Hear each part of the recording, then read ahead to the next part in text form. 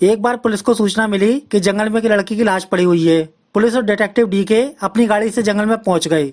वहां पहुंच के इंस्पेक्टर और डीके ने देखा एक लड़की जमीन पर मरी हुई पड़ी है और उस लड़की के पेट में एक चाकू घुसा हुआ है, जिस कारण उसके पेट से खून निकल रहा है और आसपास गांव के कुछ लोग खड़े हैं। इंस्पेक्टर ने उन लोगों से पूछा, ये लड़की कौन है? गांव वालों ने बताया, साहब ये कमला है, ये हमारे गांव में रहती है और यहाँ सामने सेठ धनपत जी की हवेली में नौकरी का काम करने जाती है। कल रात ये काम से अपने घर वापस नहीं पहुंची थी, इसलिए इसकी माँ रात में इसको खोज रही थी। अब कुछ देर बाद वहाँ कमला की बॉडी लेने एम्बुलेंस आ पहुंची और उसे पोस्टमार्टम के लिए ले गई। अब रात में पोस्टमार्टम करने के बाद डॉक्टर ने इंस्पेक्टर और डीके को बताया, इस लड़की के साथ किसी ने गलत काम, बुरा व्यवहार किया है और अपने आप को बचाने के लिए इसके पेट में चाकू मार के इसकी हत्या कर दी और चाकू पर कातिल ने अपने फिंगरप्रिंट भी हटा दिए हैं।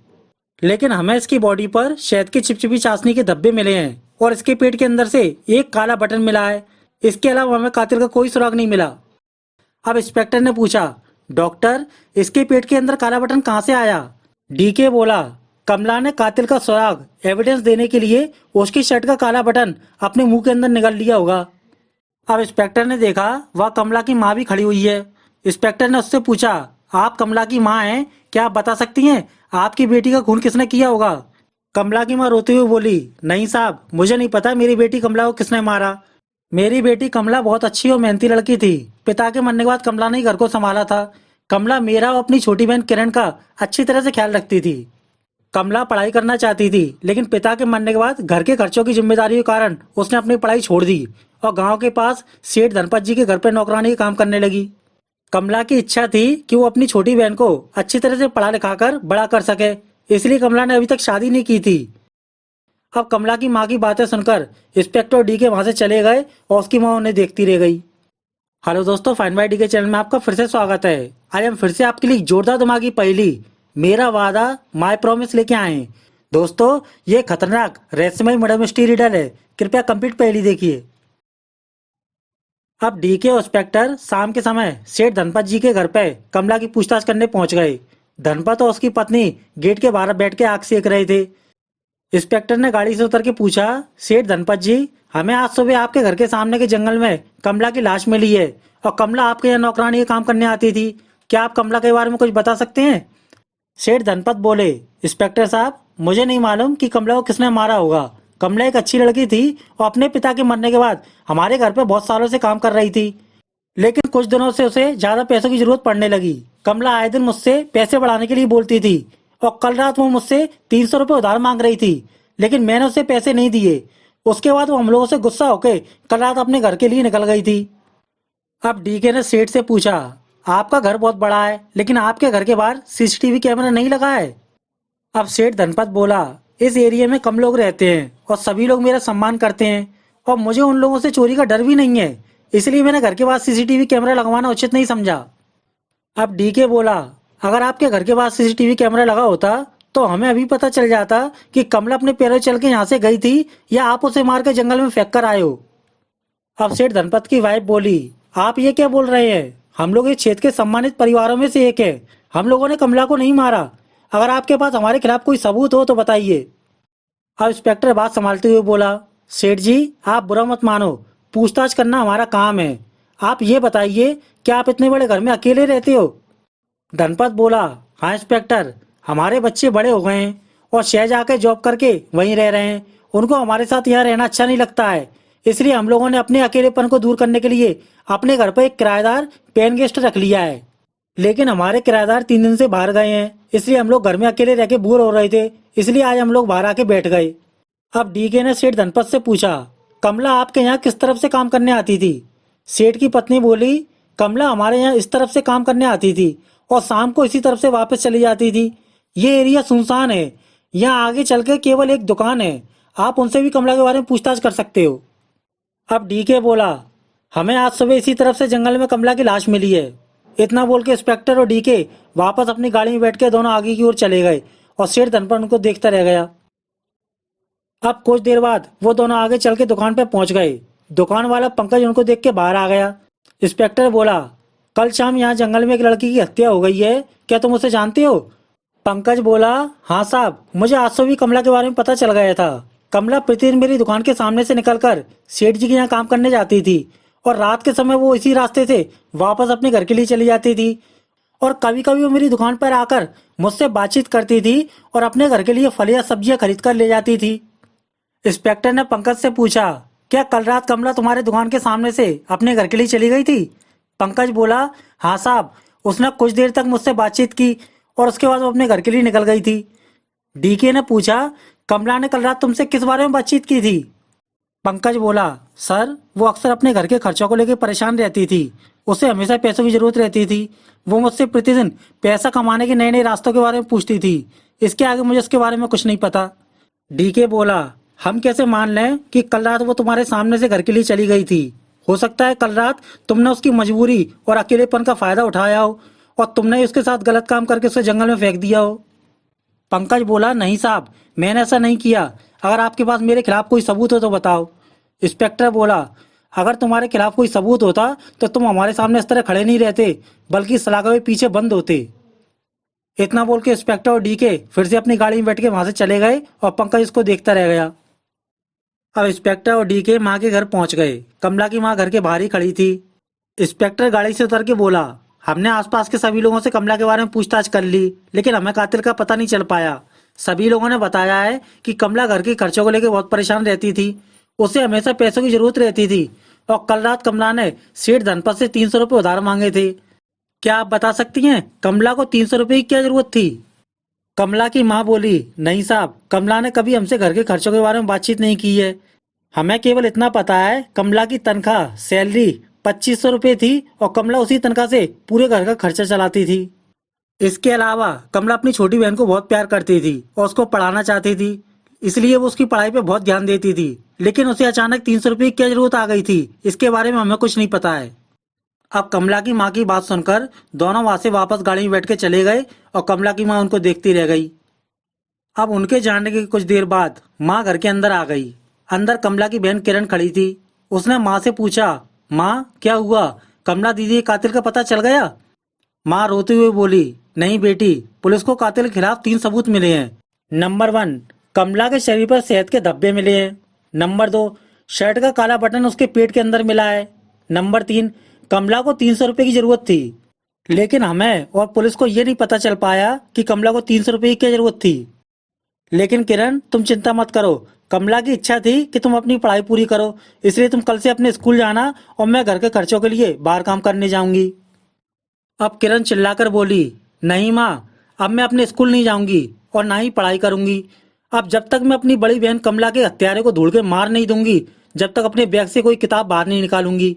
माँ, अब मैं अपने बैग से किताब उसी समय बाहर निकालूंगी जब मेरी बहन का हत्यारा मेरे सामने मरा हुआ जमीन पर पड़ा होगा। ये मेरा वादा, मेरा प्रॉमिस है।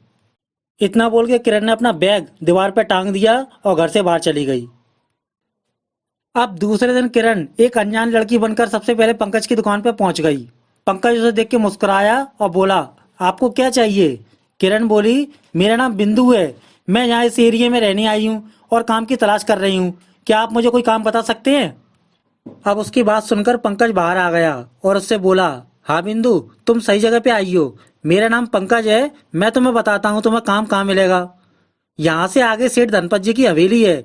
वहाँ कुछ दिनों पहले एक नौकरानी कमला काम करती थी, लेकिन किसी ने उसे मार के जंगल में फेंक दिया। अब सेठ धनपत को नई काम वाली की तलाश है, इसलिए तुम उनके घर जाके काम की बात कर सकती हो। अब पंकज की बात सुनकर किरण आगे चली गई और पंकज उसे देखता रह गया। अब कुछ देर बाद हवेली के पास पहुंचकर उसने देखा सेठ धनपत अपनी कार से कहीं जाने वाले थे। किरण उनके पास जाके बोली, क्या आप सेठ धनपत जी हैं? मेरा नाम बिंदु है, मुझे काम की तलाश है। अब सेठ धनपत बोले, हाँ बिंदु, तुम सही जगह पे आई हो। हमें काम करने वाली नौकरानी की आवश्यकता है, लेकिन मैंने तुम्हें यहाँ इस क्षेत्र में पहले कभी नहीं देखा। तुम कहाँ रहती हो और इससे पहले तुम कहाँ काम करती थी? अब किरण धनपत से बोली, सेठ जी, मैं अपने पति के साथ दूसरे शहर में रहती थी, लेकिन मेरा पति अचानक मर गया और मुझे काम की तलाश में दर दर भटकना पड़ा। यहाँ इस एरिया में मेरे रिश्तेदार के लोग रहते हैं, मैं उनके यहाँ रहने आई हूँ और काम की तलाश कर रही हूँ। अब सेठ धनपत बोला, तुम्हें देख के ऐसा नहीं लगता है कि तुम शादीशुदा हो, क्योंकि तुम अभी एक नवयुवती जवान लड़की लग रही हो और तुम बहुत सुंदर हो। अब सेठ की बातें सुनकर वहां खड़े सभी लोग हंसने लगे और किरण मुस्कुरा के चुप हो गई। अब कुछ देर बाद सेठ राजन की ओर इशारा करके बोला, ओके बिंदु, तुम कल सुबह हमारे घर पर काम करने आ सकती हो, लेकिन तुम्हें मेरे घर के साथ साथ मेरे किराएदार मिस्टर राजन के घर भी नौकरानी के काम करना होगा। इतना बोल के सेठ धनपत अपनी वाइफ के साथ कार में बैठ के वहां से चला गया और किरण उसे देखती रह गई। अब सेठ धनपत के जाने के बाद किराएदार मिस्टर राजन बिंदु से बोले, बिंदु, तुम बहुत सुंदर हो, क्या तुम पढ़ी लिखी हो? बिंदु बोली, नहीं साहब, माता पिता ने मेरी जल्दी शादी करवा दी, इसलिए मैं पढ़ाई पूरी नहीं कर पाई। साहब, आपका काला कोट ब्लैक कोट बहुत अच्छा लग रहा है, क्या मैं इसे पास से आके देख सकती हूँ? इतना बोल के बिंदु मिस्टर रायन के पास गई और उसके ब्लैक कोट को अच्छी तरह देखने लगी। अब रायन से बातचीत हो जाने के बाद बिंदु वापस पंकज की दुकान के रास्ते से होते हुए अपने घर जाने लगी। तभी उसको पंकज ने आवाज देके रोका, बिंदु, क्या हुआ, तुम्हारी काम की बातचीत हुई है नहीं? बिंदु उसके पास जाकर बोली, हाँ, सेठ जी ने मुझे कल काम पे बुलाया है, लेकिन पंकज, उनकी प्यारी नौकरानी कैसे मरी, क्या तुम उसके बारे में कुछ बता सकते हो? पंकज बोला, बिंदु, मुझे नहीं पता है कि कमला को किसने मारा है, लेकिन कमला बहुत अच्छी लड़की थी। वो काम से आते जाते समय मुझसे बातचीत किया करती थी और मेरी दुकान से सामान लेके घर जाती थी। अब तुम भी सेठ धनपत जी के यहाँ नौकरी पे लग गई हो और आते जाते समय तुम भी मेरी दुकान से जरूरत का सामान ले जा सकती हो। इतना सुन के बिंदु चुपचाप वहां से अपने घर के लिए चली गई और पंकज उसे देखता रह गया। अब घर के अंदर किरण खाना बना रही थी, तभी उसकी माँ ने बाहर से आवाज लगाई, किरण। लेकिन घर के अंदर किरण ने माँ की आवाज का कोई आंसर नहीं दिया। कुछ देर बाद उसकी माँ अंदर आके बोली, किरण, मैं तुम्हें कितनी देर से आवाज लगा रही हूँ, तुम मेरी आवाज क्यों नहीं सुनती हो? किरण बोली, सॉरी माँ, आज सेठ धनपत के यहाँ सभी लोगों ने मुझे बिंदु नाम से बुलाया था, इसलिए मैं अपना नाम किरण भूल चुकी हूँ। माँ बोली, किरण, तुम बदले की भावना में पागल हो गई हो, मैं कहती हूँ ये सब छोड़ दो और कल से अपने स्कूल जाओ। अब किरण बोली, नहीं माँ, मैंने अपनी बहन कमला से वादा किया है, जब तक मैं उसके कातिल को मार नहीं दूंगी तब तक अपने बैग से किताब बाहर नहीं निकालूंगी। जिस दिन मुझे ये तीन चीजें, शहद, काला बटन और 300 रुपए की जरूरत किसी व्यक्ति के पास मिल जाएंगी, वो व्यक्ति कमला का हत्यारा होगा और मैं उसी दिन उसी समय उसको मार डालूंगी। आज सेठ धनपत के घर मुझे उनका किराएदार राजन मिला, जिसने ब्लैक कलर का कोट पहन रखा था। मैंने पास जाकर उसके कोट के सभी बटनों को चेक किया। वो सभी बटन इस बटन से अलग डिजाइन के थे। हो सकता है राजन ने कमला के साथ गलत व्यवहार करके उसे जंगल में मार के फेंक दिया हो और अपने कोट के सभी बटन बदल दिए हो। इसी बात का मुझे पता लगाना होगा। इतना बोल के किरण घर के बाहर चली गई और उसकी माँ उसे गुस्से में देखती रह गई। अब दूसरे दिन सुबह के समय किरण सेठ धनपत के यहाँ काम करने जाने लगी। तभी उसके स्कूल के सर उसके घर पे आ गए और किरण से बोले, किरण, तुम बहुत दिनों से स्कूल नहीं आ रही हो, हमें पता है तुम्हारी बहन के साथ गलत हुआ, लेकिन तुमने अपनी पढ़ाई बीच में बंद क्यों कर दी? प्रिंसिपल ने मुझे तुम्हें बुलाने के लिए भेजा है। अब टीचर की बात सुनकर किरण की माँ बोली, सर, अब आप ही से समझाइए, ये कमला के हत्यारे को ढूंढ के मारना चाहती है, ये बदले की भावना में जल रही है। अब सर ने किरण को समझाया, किरण, बदले की भावना तुम्हें गलत रास्ते पे ले जा रही है, तुम अभी छोटी हो, तुम अपनी पढ़ाई पे ध्यान दो और कुछ समय बाद तुम्हारे फाइनल पेपर आने वाले हैं, तुम गणित विषय मैथ सब्जेक्ट में कमजोर हो, तुम बदले की भावना छोड़कर मुझसे गणित विषय का ट्यूशन लो और पूरी क्लास के अंदर अच्छे नंबर ला के दिखाओ। अब अपने क्लास टीचर की बात सुनकर किरण चुपचाप से सेठ धनपत के घर चली गई और वो दोनों उसे देखते रह गए। अब सेठ धनपत के घर पहुंचकर बिंदु सबसे पहले नीचे किराएदार राजन के घर पहुंची और राजन की वाइफ से बोली, मैडम, आज मेरा काम का पहला दिन है और मेरा मुंह कड़वा हो रहा है, मैं अपने काम के पहले दिन की शुरुआत कुछ मीठा खाके करना चाहती हूँ। मैडम, क्या आपके पास मीठा शहद है? मैं शहद खाकर काम को प्रारंभ करना चाहती हूँ। अब राजन की पत्नी बोली, हमारे घर में शहद नहीं है, तुम चाय पीकर अपने दिन की शुरुआत कर सकती हो। इतना सुन के बिंदु ने किचन में जाके अपने लिए चाय बनाई और चाय पीकर राजन के घर पर काम पे लग गई। अब कुछ देर बाद बिंदु सीढ़ियां चढ़कर सेठ धनपत के घर पर काम करने गई। उसने फिर से कमरे में जाकर सेठ धनपत की वाइफ शकुंतला से कहा, मैडम, आज मेरा काम का पहला दिन है और मैं आज कुछ मीठा खा के काम को प्रारंभ करना चाहती हूँ, क्या आपके पास घर में शहद है? मुझे शहद खाना पसंद है। शकुंतला बोली, नहीं बिंदु, हमारे घर में शहद नहीं है, लेकिन हमारे घर में मिठाई है, तुम मिठाई खा के अपना काम स्टार्ट कर सकती हो। इतना सुन के बिंदु ने मिठाई खाई और अपने काम पे लग गई। अब कुछ दिनों बाद बिंदु राजन के घर साफ सफाई कर रही थी और राजन की वाइफ पास में खड़ी थी। बिंदु राजन की वाइफ से बोली, मैडम, अगर आप बुरा ना मानो तो मैं आपसे एक बात कहना चाहती हूँ। राजन की वाइफ ने पूछा, बोलो बिंदु, क्या कहना है? बिंदु बोली, कल सेठ धनपत जी बोल रहे थे यहाँ सभी लोग उनका बहुत सम्मान करते हैं, लेकिन आप लोग कभी उनको अपने घर चाय पे नहीं बुलाते हो। मतलब आप लोग उनका सम्मान नहीं करते हो। ये बात उनको अच्छी नहीं लगती है। वो दिन भर अकेले बैठे अपने घर पे बोर होते रहते हैं। अब राजन की वाइफ बोली, बिंदु, हमें उनको चाय पिलाने में कोई परेशानी नहीं है। वो इस घर के मालिक हैं और हम लोग उन्हीं के घर के अंदर रहते हैं और हम लोग उनका बहुत सम्मान करते हैं। तुम अभी काम करके उनके घर काम करने जाओ तो उनको हमारे घर पर चाय के लिए भेज देना। मैं उनके लिए चाय बना दूंगी।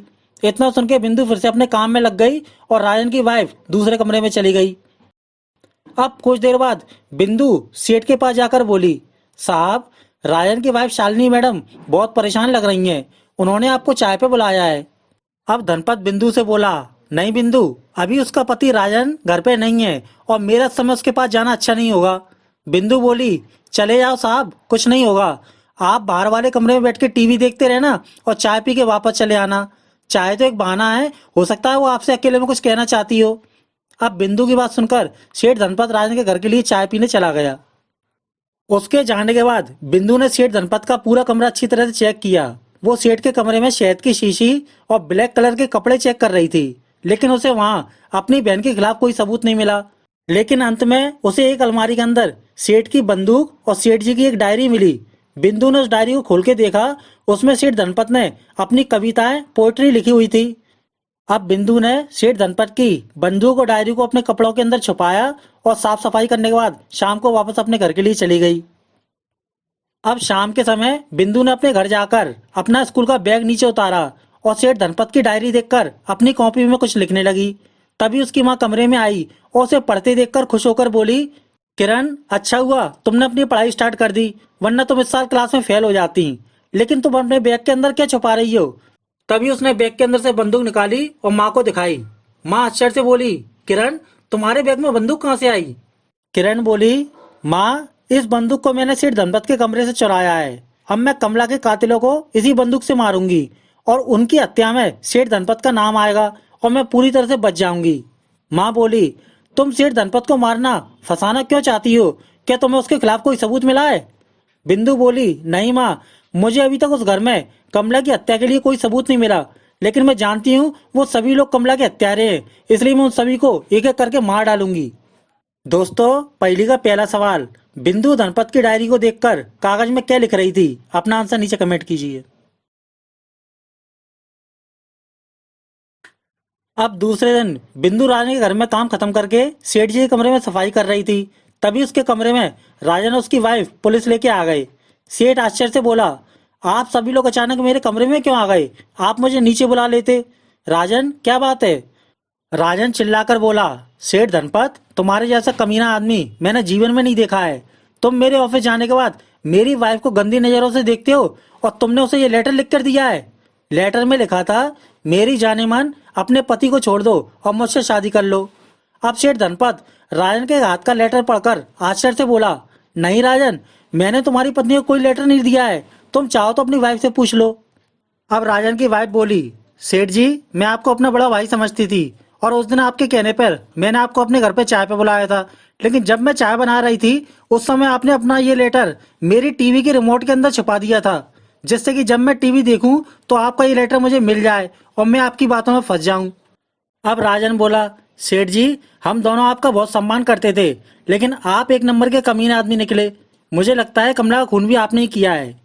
अब सेठ धनपत चिल्लाकर बोला, तुम दोनों झूठ बोल रहे हो। मैंने कमला को नहीं मारा और ना ही मैंने तुम्हारे टीवी रिमोट के अंदर अपना कोई लेटर छुपाया है। बल्कि उस दिन तुम्हारी वाइफ के बुलाने पर मैं तुम्हारे घर पर चाय पीने के लिए आया था। तुम चाहो तो बिंदु से पूछ लो। अब बिंदु सभी लोगों की बातें सुनकर बोली, हाँ साहब, आपकी वाइफ के बुलाने पर धनपत सेठ आपके घर पर चाय पीने गए थे। बिंदु इतना बोलकर दूसरे कमरे में चली गई और सभी लोग उसे देखते रह गए। अब राजन की वाइफ बोली, बिंदु अपनी नौकरी बचाने के लिए हमसे झूठ बोल रही है। सेठ धनपत खुद मेरे घर पे आके चाय पीना चाहते थे और उन्होंने ये बात बिंदु से बोली थी, इसलिए मैंने इनको अपने घर पे चाय पे बुलाया था। अब इंस्पेक्टर बात संभालते हुए बोला, राजन, इस लेटर पर तुम्हारी पत्नी और सेठ धनपत का नाम कहीं नहीं है और ना ही तुम्हारी पत्नी ने सेठ जी को इस लेटर को रिमोट के अंदर डालते हुए देखा है। बल्कि आज तुम दोनों को अचानक टीवी रिमोट की बैटरी बदलते समय ये लेटर मिला है। अर्थात इस लेटर के द्वारा तुम सेठ जी पे कोई केस नहीं कर सकती हो। अब राजन बोला, ओके इंस्पेक्टर, हम लोग इन पे कोई केस नहीं कर सकते हैं, लेकिन इनका घर छोड़ के आज ही जा सकते हैं। हम लोग आज शाम को इनका घर छोड़ के चले जाएंगे। इतना बोल के राजन और उसकी पत्नी वहां से अपने कमरे में चले गए और शाम को घर खाली करने की तैयारी करने लगे। उन दोनों के जाने के बाद डीके बोला, सेठ जी, मैंने उस दिन आपसे कहा था घर में सीसीटीवी कैमरा लगवा लो, लेकिन आपने मुझसे कहा था कि यहाँ सभी लोग मेरा सम्मान करते हैं, लेकिन आज आपका अपमान हो गया। अगर आपके घर में सीसीटीवी कैमरा लगा होता तो पता चल जाता कि लेटर रिमोट के अंदर किसने रखा है और आपका अपमान होने से बच जाता। अब डीके की बात सुनकर सेठ चुप हो गया और इंस्पेक्टर डीके भी वहां से चले गए।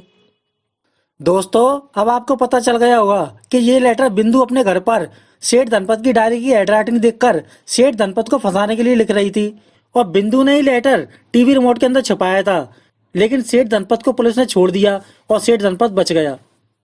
अब रात के समय काम खत्म होने के बाद बिंदु घर के नीचे आई और उसने देखा मिस्टर राजन और उसकी वाइफ रात में अपना सामान पैक कर रहे हैं, मतलब वो आज रात जाने की तैयारी कर रहे थे। बिंदु तुरंत उनको देखकर जल्दी से अपने घर के लिए भाग गई।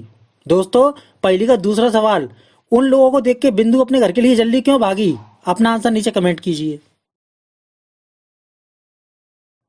अब वो लोग रात में अपनी कार से बैठ के दूसरे शहर जा रहे थे, तभी आगे चल के उन्होंने देखा रास्ते में बिंदु हाथ में बंदूक लेके खड़ी है।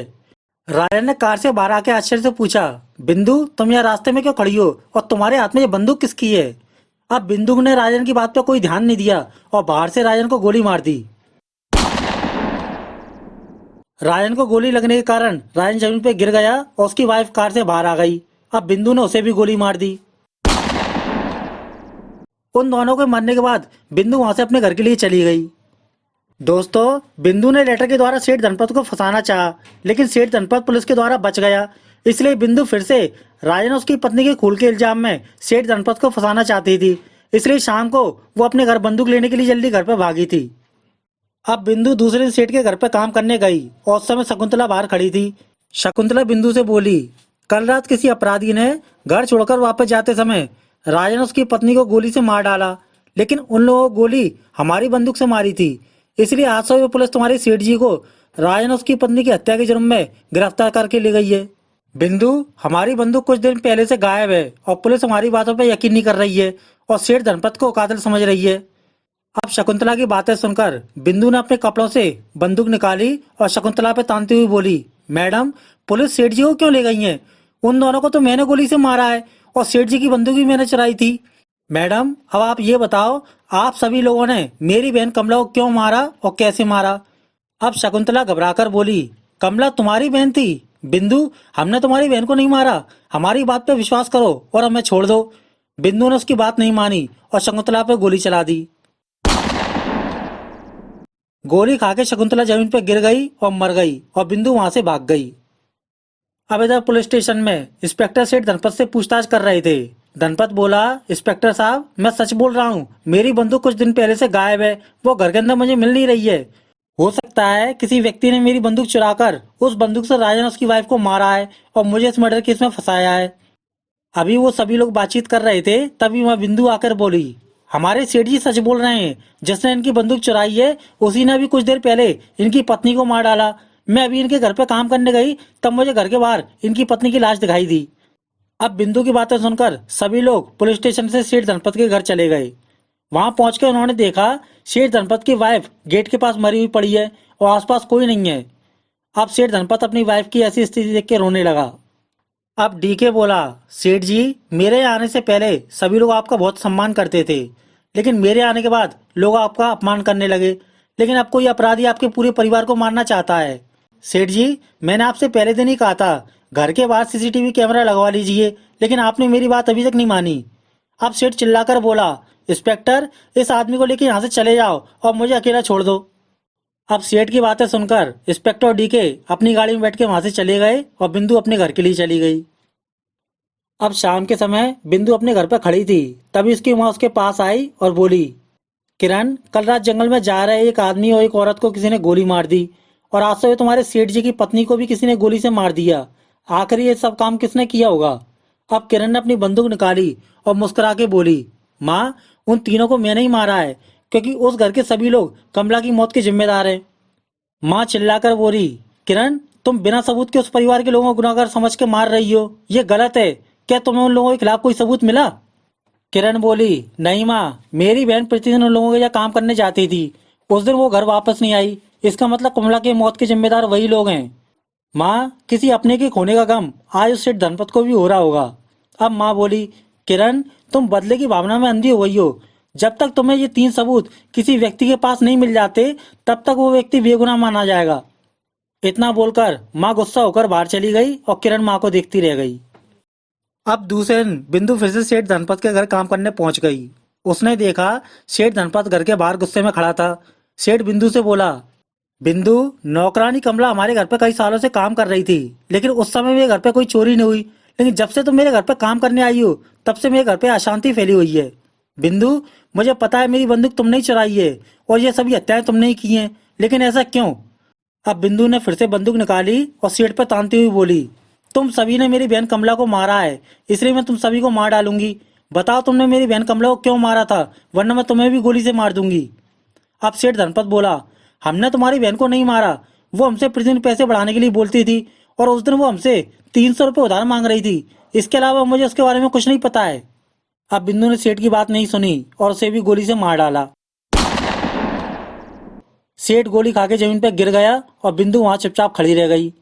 अब बिंदु ने शांत मन से सोचा, मैंने उस पूरे परिवार को मार डाला, लेकिन किसी के पास कमला के कातिल होने का कोई सबूत नहीं मिला। इसका मतलब ये लोग निर्दोष थे, इन लोगों ने कमला को नहीं मारा था। तो फिर कातिल कौन है? दोस्तों, पहली का तीसरा सवाल, कमला का कातिल कौन है? अपना आंसर नीचे कमेंट कीजिए। अब कमला बंदूक अंदर रख के धीरे से अपने घर के लिए जाने लगी। तभी उसको रास्ते में दुकान पर पंकज ने आवाज लगा के रोका, बिंदु। पंकज दुकान से बाहर आकर बोला, बिंदु, मैंने सुना है कल सुबह तुम्हारी मालकिन शकुंतला को किसी ने गोली से मार डाला। अब बिंदु ने पंकज को देख के सोचा, पंकज मेरी बहन का कातिल हो सकता है। कमला इसी रास्ते से वापस घर जाती थी, मुझे इससे भी पूछताछ करनी होगी। अब बिंदु ने पूछा, पंकज, आज मेरा मुंह कड़वा खराब हो रहा है, क्या तुम्हारे पास खाने के लिए कोई मीठी वस्तु है? पंकज बोला, हाँ बिंदु, मेरी दुकान पर बहुत सारी खाने की मीठी वस्तुएं हैं। बताओ तुम क्या खाना पसंद करोगी? बिंदु बोली, पंकज, मुझे शहद हनी खाना पसंद है, क्या तुम्हारे पास शहद मिलेगा? अब पंकज बोला, बिंदु, तुम मेरी दुकान के अंदर चलो, मैं तुम्हें शहद दिखाता हूँ। इतना बोल के पंकज बिंदु को दुकान के अंदर ले गया। अंदर जाके पंकज बोला, देखो बिंदु, मेरी दुकान के अंदर बहुत सारी शहद की शीशियां हैं, तुम जितना चाहो शहद खा सकती हो। अब अंदर जाके बिंदु ने देखा अलमारी के ऊपर बहुत सारी शहद की शीशियां रखी हुई हैं और एक शहद की शीशी टूटी हुई है और उसके अंदर से शहद निकल के जमीन पे बह रहा है। अब बंदूक ने तुरंत बंदूक निकाली और पंकज की तरफ तानते हुए बोली, पंकज, तुमने मेरी बहन कमला को मारा है। पुलिस को कमला के कपड़ों पे शहद की चाशनी के धब्बे मिले थे और वही शहद तुम्हारी दुकान के नीचे फैल रहा है। मतलब तुमने मेरी बहन के साथ इसी कमरे में गलत काम करके उसे मार डाला और तुमने उसे मार के जंगल में फेंक दिया। जमीन में फैल रही शहद की चाशनी तुम्हारे कातिल होने का सबूत है। बताओ तुमने मेरी बहन के साथ ऐसा क्यों किया? अब पंकज घबरा कर बोला, बिंदु, तुम क्या बकवास कर रही हो? तुम कमला की बहन हो, लेकिन मैंने उसे नहीं मारा है। मुझे केवल इतना पता है, कमला उस दिन मुझसे 300 रुपये उधार मांग रही थी। शायद कमला को 300 रुपये किसी व्यक्ति को देने थे, लेकिन मेरे पास उस समय उसे पैसे देने के लिए नहीं थे। मैंने उसे मना कर दिया। उसके बाद वो यहाँ से अपने घर के लिए चली गई। इसके आगे मुझे उसके बारे में कुछ नहीं पता। अब बिंदु बोली, तुम अपना जुर्म छुपाने के लिए मुझसे झूठ बोल रहे हो। इतना बोल के बिंदु ने पंकज को दुकान के अंदर गोली मार दी। पंकज गोली खा के दुकान के अंदर गिर के मर गया और बिंदु बंदूक लेके वहां से अपने घर के लिए चली गई। अब बिंदु अपने घर के अंदर पहुंच के जोर जोर से हंसने लगी और अपनी माँ को बंदूक दिखाकर बोली, माँ, मैंने आज अपना बदला ले लिया है। दुकान वाले पंकज ने मेरी बहन कमला को मारा था। मुझे उसकी दुकान के अंदर से शहद की फूटी हुई शीशी मिली थी। मतलब जब वो दुकान के अंदर कमला के साथ गलत काम कर रहा था, उस समय उसकी दुकान का शहद कमला के कपड़ों पे लग गया था। अर्थात पंकज ने ही मेरी बहन को मारा था और आज मैंने उसे मारकर अपना वादा पूरा कर दिया है। अब माँ बोली, किरण, तुम पागल हो गई हो। पंकज किराने की दुकान चलाता था, इसलिए उसने अपनी दुकान पर शहद की शीशियां बेचने के लिए रखी होंगी और दुकान में ज्यादा सामान रखने के कारण शीशियां आपस में टकरा के टूट जाती हैं और शहद जमीन पे फैल गया होगा। ये एक सामान्य बात है। लेकिन तुम्हारे पास क्या सबूत है कि कमला के कपड़ों में शहद के धब्बे मिले थे वो पंकज की दुकान से ही लगे थे? हो सकता है कमला किसी व्यक्ति के घर पे गई हो और वहां उस व्यक्ति ने उसके साथ गलत काम करने की कोशिश की हो और वहां से कमला के शरीर पे शहद के दाग धब्बे लगे हों। किरण, मैंने तुम्हें पहले ही समझाया था, तुम केवल एक सबूत देखकर निर्दोष लोगों को मत मारना। लेकिन आज तुमने इस बंदूक से 5 निर्दोष लोगों को मार डाला है और कमला का कातिल अभी भी बाहर घूम रहा होगा। इतना बोल के माँ घर से बाहर चली गई और किरण सोचती रह गई। अब शाम के समय घर के बाहर किरण अपनी माँ के साथ आग सेक रही थी, तभी उसके पास पुलिस की गाड़ी आ गई। इंस्पेक्टर ने गाड़ी से उतर के पूछा, बिंदु, क्या आज सुबह तुम सेठ धनपत के यहाँ काम करने गई थी? बिंदु बोली, नहीं साहब, आज मेरी तबीयत खराब थी, इसलिए आज मैं काम करने नहीं गई। लेकिन साहब, आप मुझसे ये सवाल क्यों पूछ रहे हो? अब इंस्पेक्टर बोला, जिस अपराधी ने रायन और उसकी वाइफ को गोली से मारा था, उसी अपराधी ने तुम्हारी सेठ की पत्नी शकुंतला को भी मारा था। और आज सुबह उसी बंदूक की गोली से सेठ धनपत और उसके पास में एक दुकानदार पंकज को भी गोली से मार डाला है। मतलब सेठ धनपत सच बोल रहे थे, उनकी बंदूक चोरी हो चुकी है और उस अपराधी ने सेठ धनपत की बंदूक से 5 मर्डर कर दिए हैं, लेकिन अभी भी उसकी बंदूक में एक गोली बची हुई है। इसलिए तुम सावधान रहना, हम लोग जल्दी से उस अपराधी को खोज लेंगे। इतना बोल के पुलिस इंस्पेक्टर और डीके वापस गाड़ी में बैठ के वहां से आगे चले गए और बिंदु और उसकी माँ उसको देखती रह गई। उनके जाने के बाद माँ बोली, किरण, अब तुम्हारी बंदूक में केवल एक गोली बची है, तुम उस बंदूक को जंगल में फेंक दो, वरना पुलिस के द्वारा पकड़ी जाओगी। अब तुम बदले की भावना छोड़ दो और फिर से अपने स्कूल जाओ और अपनी पढ़ाई पे ध्यान दो। उस दिन तुम्हारे क्लास के सर ने बताया था तुम गणित विषय के अंदर कमजोर हो, इसलिए तुम उनके घर पे जाके गणित विषय का ट्यूशन भी ले सकती हो। अब बिंदु बोली, लेकिन माँ, मैंने वादा किया था जब तक मैं कमला के कातिल को मार नहीं दूंगी तब तक मैं अपने बैग से किताब बाहर नहीं निकालूंगी। अब माँ ने किरण को समझाया, बेटा किरण, कभी कभी हम किसी चीज को बहुत खोजने में लगे रहते हैं, लेकिन फिर भी वो चीज हमें नहीं मिलती है। और जब हम उस चीज से अपना ध्यान हटा देते हैं, उस समय वो चीज हमारे सामने आ जाती है। इस तरह तुम प्रतिदिन अपने स्कूल और ट्यूशन जाओ, तुम्हें कमला का कातिल एक दिन मिल जाएगा। अब किरण ने अपनी माँ की बात मान ली और दोनों फिर से आग सेकने लगे। अब किरण अपनी माँ की बात मानकर बहुत दिनों बाद अपने स्कूल गई, लेकिन आज उसके स्कूल की छुट्टी थी, वहाँ कोई भी बच्चा नहीं था।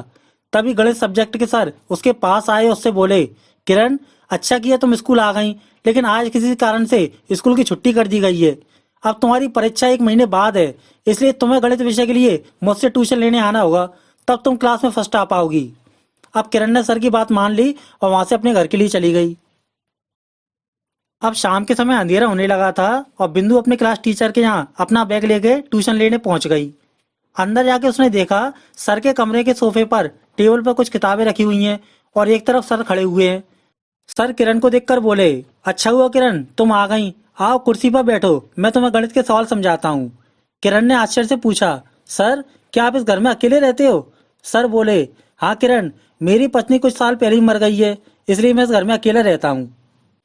इतना बोल के दोनों टेबल के आसपास बैठ गए और मैथ के सर किरण को सवाल समझाने लगे। अब कुछ देर बाद सर को पढ़ाते समय खांसी आने लगी और सर जोर से खांसने लगे। अब किरण बोली, सर, आप पानी पी लो, आपकी खांसी ठीक हो जाएगी। सर बोले, नहीं किरण, मेरी खांसी पानी पीने से सही नहीं होगी, मुझे प्रतिवर्ष इन सर्दियों के दिनों में खांसी हो जाती है। आज मैंने अपनी दवाई नहीं खाई, इसलिए मुझे खांसी हो रही है। किरण, तुम मेरी किचन में जाओ और मेरी दवाई की पुड़िया और शहद की शीशी लेके आओ, मैं दवाई खा के खांसी सही हो जाएगी। अब किरण शहद का नाम सुनकर फिर से आश्चर्यचकित हो गई। उसने सर से पूछा, सर, आप दवाई के साथ शहद क्यों खाते हो? सर ने बताया, कुछ आयुर्वेदिक दवाइयाँ ऐसी होती हैं जो बहुत कड़वी होती हैं, जिनको हमारे वैद्य जी डॉक्टर शहद के साथ खाने की सलाह देते हैं, तभी वो दवाई सही ढंग से काम करती है। इसलिए मुझे सभी दवाइयाँ शहद के साथ खाने पड़ती हैं।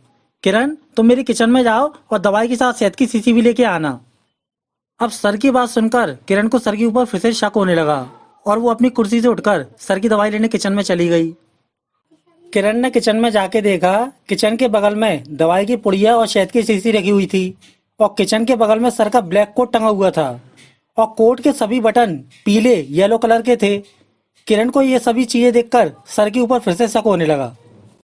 अब किरण सर की दवाई लेके फिर से बाहर के कमरे में आ गई और उसने दवाई टेबल पर रख दी।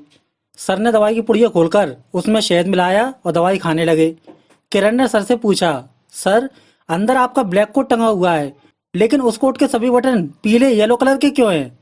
सर बोले, मेरा ब्लैक कोट बहुत पुराना है, उसके काले रंग के बटन सभी टूट गए थे, इसलिए मैंने उसमें पीले रंग के बटन लगवा दिए हैं। लेकिन किरण, तुम मुझसे कोट के बटन के बारे में क्यों पूछ रही हो?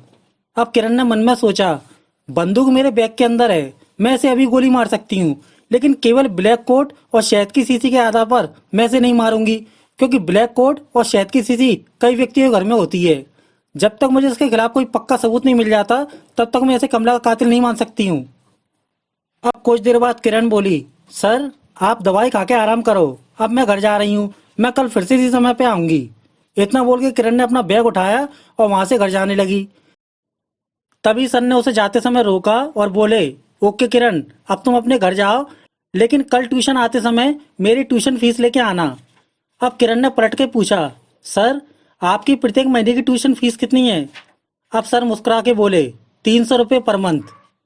अब जैसे ही किरण ने सर के मुंह से 300 रुपये का नाम सुना, उसने तुरंत बैग से बंदूक निकाली और सर के पैर में बंदूक से गोली मार दी। दोस्तों, पहले का चौथा सवाल। किरण को इस बार कातिल के 3 सबूत मिल गए और उसकी बंदूक में आखिरी गोली बची थी। फिर उसने सर को जान से नहीं मारा, बल्कि सर के पैर में गोली मारी। ऐसा क्यों? अपना आंसर नीचे कमेंट कीजिए। अब सर गोली खा के जमीन पर गिर गए और दर्द के कारण कराने लगे। किरण उनके पास खाली बंदूक लेके गई और उससे बोली, कमीने, मैंने तुझे पहचान लिया, तूने ही मेरी बहन कमला को मारा है, बताओ तुमने ऐसा क्यों किया? अब सर धीरे से बोले, मुझे माफ कर दो किरण, तुम्हारी बहन एक दिन मेरे पास आई थी और उसने मुझसे तुम्हारे मैथ गणित के ट्यूशन की बातचीत करने लगी। मैंने उसे ट्यूशन की फीस 300 रुपये बताई। उसके बाद वो यहाँ से चली गई। उसके दूसरे दिन वो फिर से मेरे पास आई और बोली, सर मेरे पास अभी 300 रुपये नहीं है, मैं आपको अगले महीने ट्यूशन फीस दे दूंगी, लेकिन आप मेरी बहन किरण को पढ़ाना स्टार्ट कर दो। अब मेरी वाइफ कई सालों पहले मर चुकी थी, इसलिए मुझे तुम्हारी बहन अच्छी लगने लगी। मैंने उसका हाथ पकड़ के उससे बोला, अगर तुम मेरी बात मान लो और मुझे खुश कर दो तो मैं तुमसे ट्यूशन फीस कभी नहीं लूंगा। इतना सुन के कमला ने मेरे मुंह पे चांटा मार दिया और मुझे उस पर गुस्सा आ गया। मैंने उसके साथ गलत व्यवहार करके उसे किचन के चाकू से मार के जंगल में फेंक दिया। मैं उस समय अपना ब्लैक कोट पहने हुए था, इसलिए मेरे कोट के सभी बटन टूट गए और मेरी शहद की चाशनी उसके शरीर पे लग गई थी। मुझे मालूम है तुमने मुझे इन दोनों सबूत के आधार पर पहचान लिया है। अब सर की बात सुनकर किरण सर के पास आई और कमरे की सभी किताबों को उसने सही ढंग से जमाया। उसके बाद वो चुपचाप से किचन में चली गई और मैथ का सर उसे देखता रह गया। और कुछ देर बाद किरण किचन का चाकू लेके वापस आई और सर के पेट में चाकू मारकर वहां से बाहर की ओर चली गई और गणेश के सर पेट में चाकू लगने के कारण मर गए। दोस्तों, आज किरण का वादा प्रॉमिस पूरा हो गया, लेकिन अब पुलिस किरण तक कैसे पहुंचेगी, इसके लिए आगे की पहेली देखिए। अब सुबह के समय जब 2 दिन तक सर स्कूल नहीं पहुंचे तो स्कूल के सर के घर पर पुलिस आ गई। इंस्पेक्टर बोला, डीके, मैंने केस सॉल्व कर दिया। सेठ धनपत की बंदूक में 6 गोलियां थीं और इस एरिया में ये छठवां आदमी मरा है और इसके पैर पर भी अपराधी ने उसी बंदूक से गोली चलाई है। पता नहीं वो हत्यारा अब कितने लोगों को मारेगा। अब डीके बोला, इंस्पेक्टर, अब वो हत्यारा किसी और व्यक्ति को नहीं मारेगा।